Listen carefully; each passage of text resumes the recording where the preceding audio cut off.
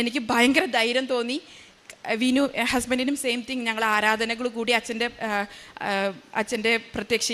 അച്ഛൻ്റെ ഉടമ്പടി ധ്യാനങ്ങൾ കണ്ടിന്യൂസ് ആയിട്ട് കേട്ടുകൊണ്ടിരുന്നു. ആരാധന കൂടി പ്രാർത്ഥിച്ചു.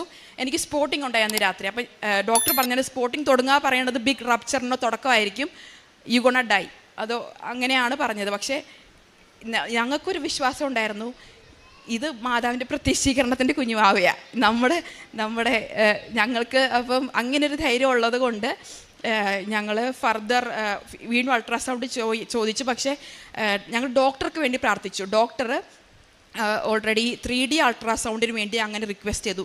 ഇത് ചെറിയൊരു കാര്യമാണ്, ട്യൂബൽ പ്രഗ്നൻസി എന്നുള്ളത് ഒരു ബിഗ് ഡീലല്ല. പക്ഷേ ആ ഡോക്ടർക്ക്, കനേഡയിലെ ഡോക്ടർക്ക്, ഓസ്ട്രേലിയയിലുള്ള ഡോക്ടർക്ക് ഓൺലൈൻ റെഫറൽ ചെയ്യുകയും അങ്ങനെ 3D അൾട്രാസൗണ്ട് വീഡിയോ ഒക്കെ എടുത്ത് അവർ റെഫറൽ ചോദിക്കുകയൊക്കെ ചെയ്തു. ഇത്